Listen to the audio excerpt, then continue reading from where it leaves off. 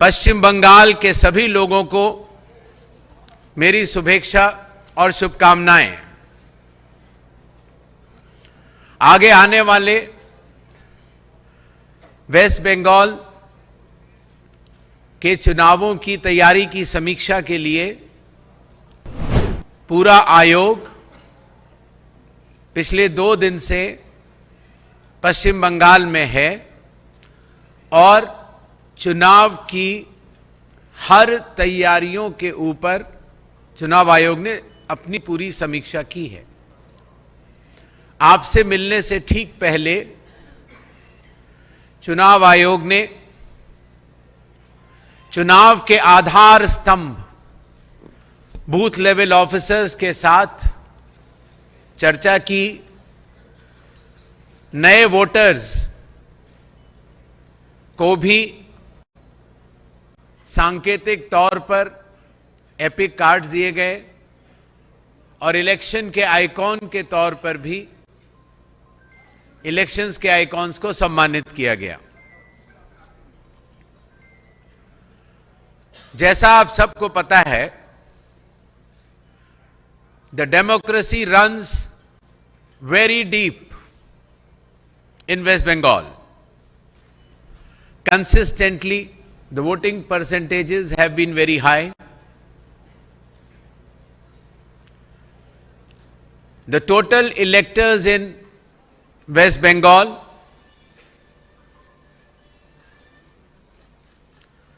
are equal to France, Australia, and Uruguay.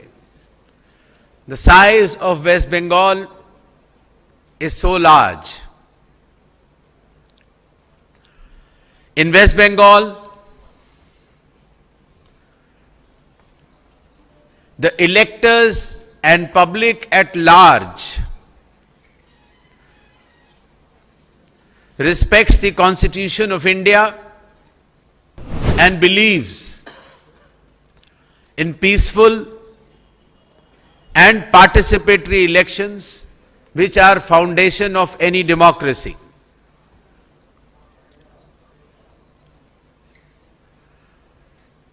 Our national song, Jan Gan Man Adhinayak Jai Hai,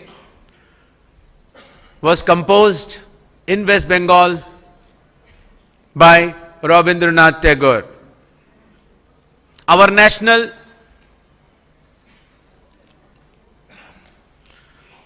song Vande Mataram was also composed by Bankim Chandra Chatterjee ji from this soil. So we are proud to have national anthem as well as national song, both coming from the proud soil of West Bengal. The West Bengal's glorious treasure of culture, art, music and science is known not only to India, but the entire world. Today from Kolkata, the city of joy, I appeal to all the voters of West Bengal, पश्चिम बंगाल के सभी मतदाताओं से चुनाव आयोग यह आह्वान करता है कि आगामी चुनाव हिंसा रहित और दबाव रहित वातावरण में होंगे और जो ये डेमोक्रेसी का फेस्टिवल है उसमें पश्चिम बंगाल के सभी मतदाता अपना मतदान करने अवश्य आएंगे। चुनाव पूर्वो पश्चिम बंगेर गर्वो, चुनाव का पर्व पश्चिम बंगाल का गर्व। इन शब्दों के साथ चुनाव आयोग की तरफ से एक प्रेजेंटेशन है जिसको हम आपके समक्ष रखते हुए सभी मतदाताओं को आगामी चुनावों के बारे में बताना चाहेंगे। पश्चिम बंगाल में कुल मिलाकर 294 सीटें हैं, जिसमें कि 210 जनरल, शेड्यूल कास्ट की 68 और शेड्यूल ट्राइब के लिए आरक्षित 16 सीटें हैं।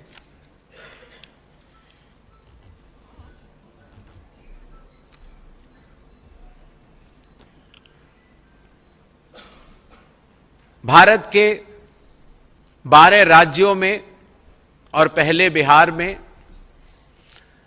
लगभग 60 करोड़ मतदाताओं के रिवीजन की प्रक्रिया लगभग पूर्ण हो चुकी है। स्पेशल इंटेंसिव रिवीजन, जिसका एकमात्र उद्देश्य था pure electoral rolls are bedrock of democracy, कोई भी पात्र मतदाता छूटे ना, लेकिन उसके साथ साथ कोई भी इनएलिजिबल व्यक्ति मतदाता सूची में आ न पाए। No eligible person should be included. अभी हाल में ही जो 28 फरवरी को वेस्ट बंगाल की फाइनल इलेक्टोरल रोल निकली है, उसमें कुल मिलाकर 7 करोड़ 8 लाख नाम हैं, और जिसमें कि अंडर एडजुडिकेशन वाले अगर हटाए जाते हैं तो 6 करोड़ 44 लाख 52 लाख 609 मतदाताओं की सूची उस नाम में पात्र मतदाताओं के रूप में है। पश्चिम बंगाल में 80,000 से भी अधिक पोलिंग स्टेशंस हैं, जिसमें से कि अधिकांश 61,000 रूरल एरियाज में हैं। आप सभी के माध्यम से मैं सभी मतदाताओं को बताना चाहता हूं कि हर पोलिंग स्टेशन में 100% वेबकास्टिंग होगी, जिसकी की सूक्ष्म निगरानी चुनाव आयोग के कर्मी करेंगे। वुमेन मैनेज्ड, महिलाओं द्वारा मैनेज्ड 10,000 से भी अधिक पोलिंग स्टेशंस होंगे और 634 मॉडल पोलिंग स्टेशंस भी होंगे।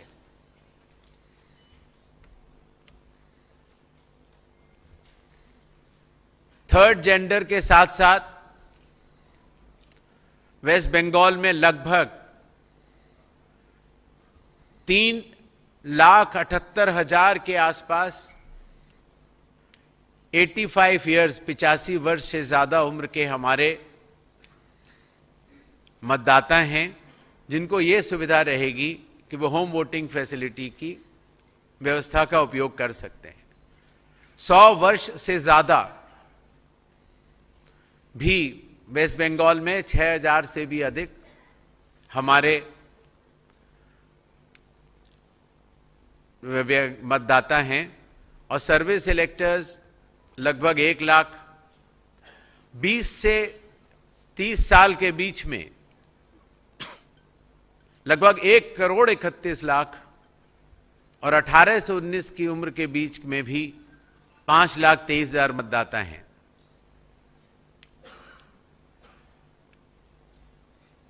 The inclusive nature of elections to be conducted by Election Commission of India in West Bengal will focus on the youth. युवाओं की भागीदारी बढ़ाने के लिए हर विधानसभा क्षेत्र में dedicated assistant electoral registration officers होंगे, जो कि कॉलेजेस में कैंपेन करेंगे। नेक्स्ट।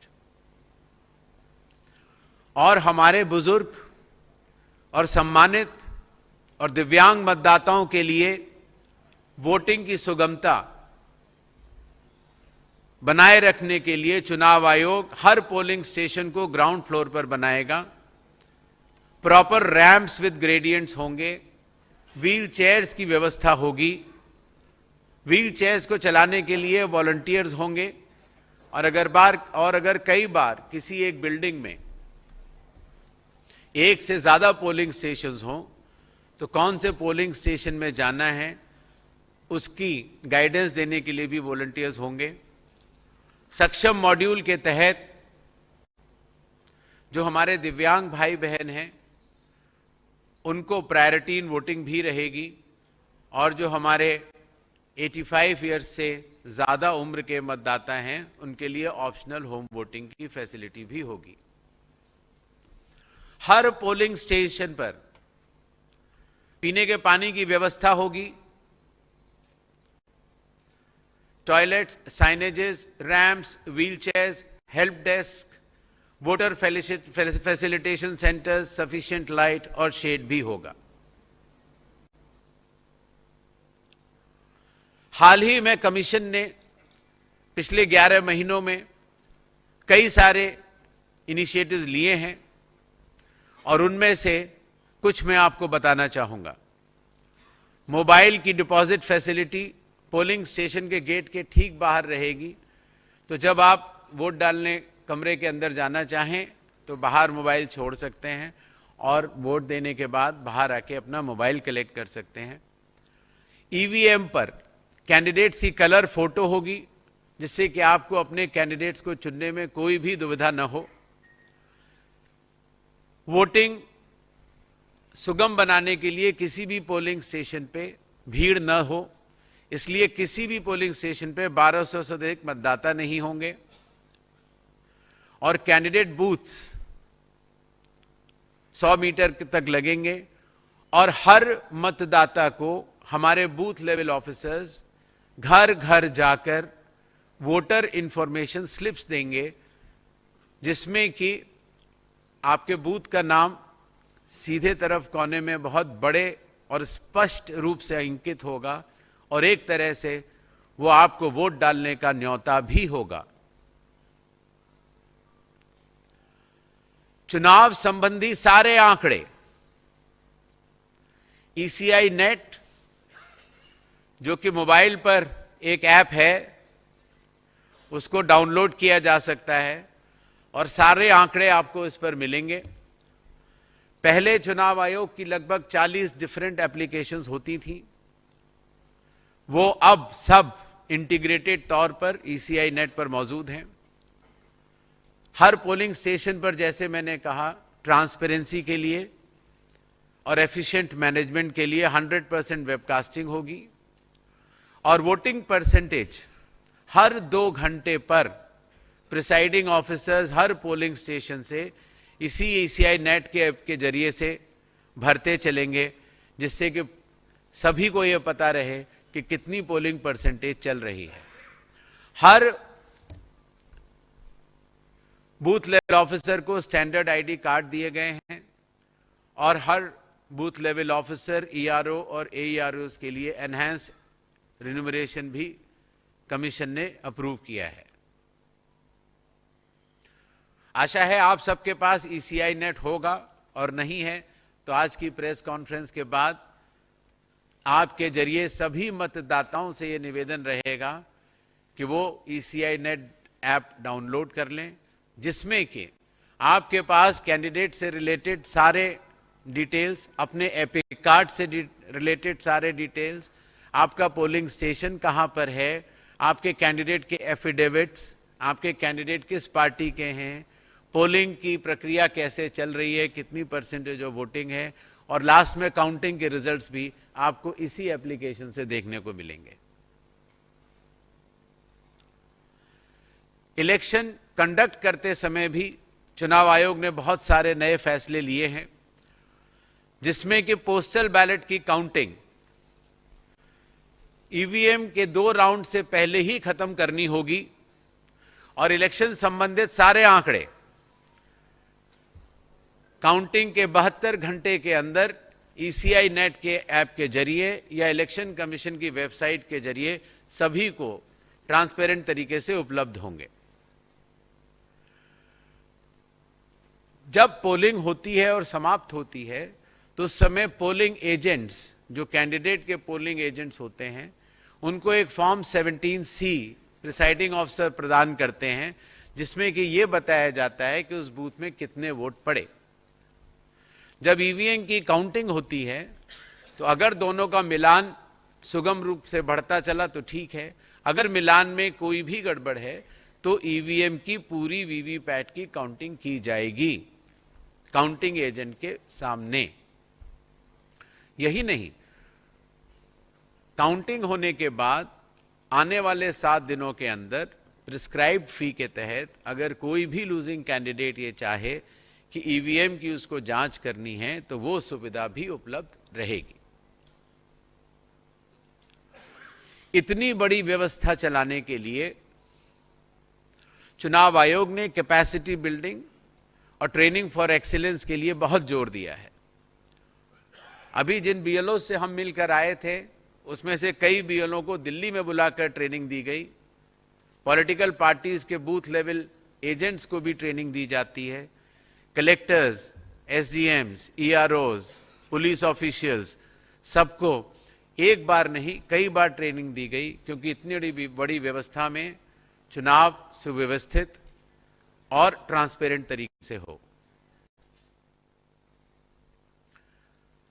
पॉलिटिकल पार्टी से भी कमीशन ने काफी प्रोएक्टिव तरीके से एंगेजमेंट किया है।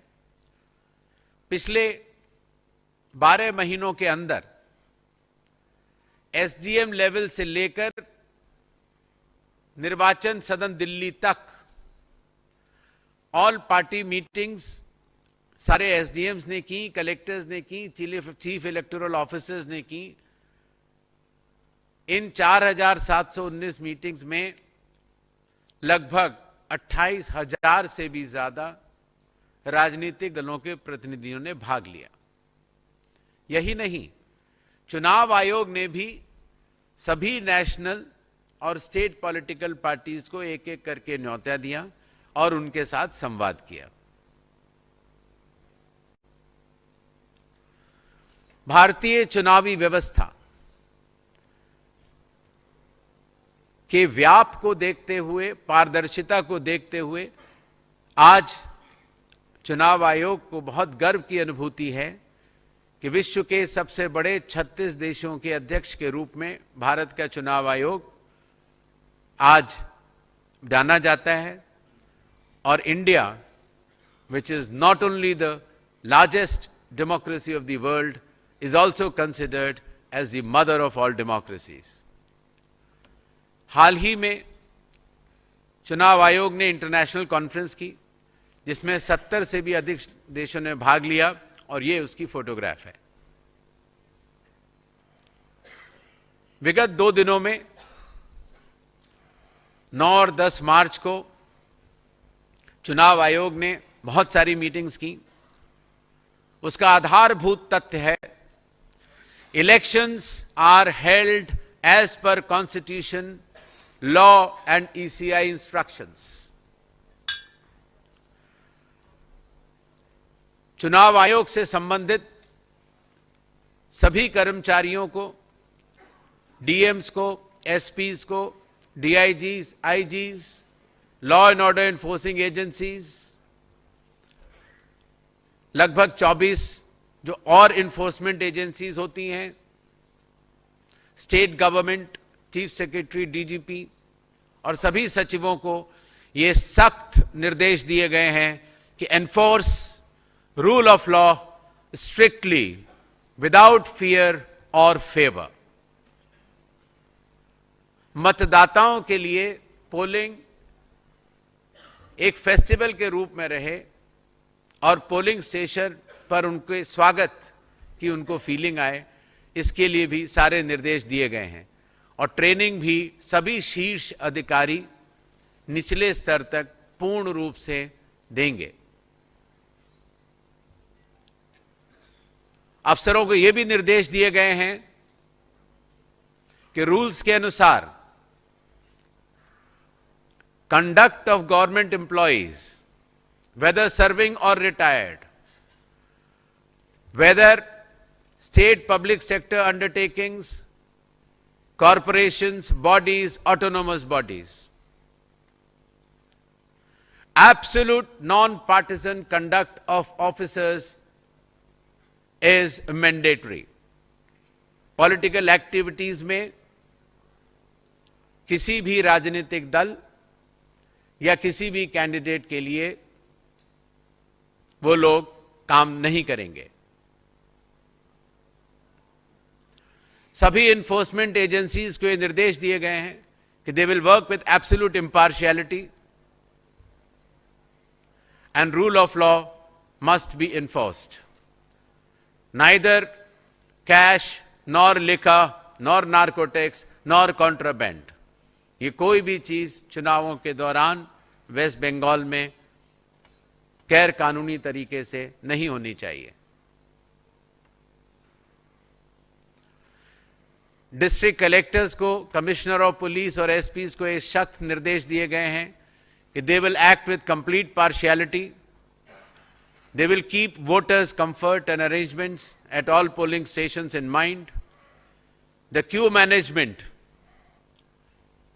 अच्छी तरह से होना चाहिए, बैठने की बेंचेस होनी चाहिए, ऑप्शनल होम वोटिंग फैसिलिटी हमारे 85 ईयर्स से ज्यादा की उम्र के बुजुर्ग मतदाताओं के लिए भी और दिव्यांग भाई बहनों के लिए भी होनी चाहिए. जो भारत के विभिन्न राज्यों से आने वाले सेंट्रल ऑब्जर्वर्स, उनके डिटेल्स, उनके फोन नंबर सारे जनता को बताए जाने चाहिए, जिससे कि कोई भी राजनीतिक दल अगर कोई भी शिकायत करना चाहे तो वो कर सकता है. और सोशल मीडिया पर होने वाली कोई भी फेक न्यूज के ऊपर सख्त से सख्त और त्वरित से त्वरित कार्रवाई की जानी चाहिए. धन्यवाद.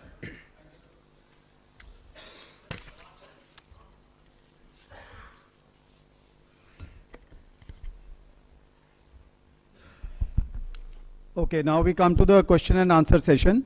Just one or two things I'd like to clarify. Before you ask your question, kindly introduce yourself and your organization. I would request you to restrict yourself to one question at a time.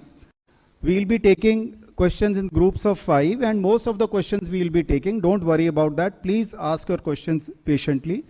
After one set of questions, then we'll go to the next round. Yes.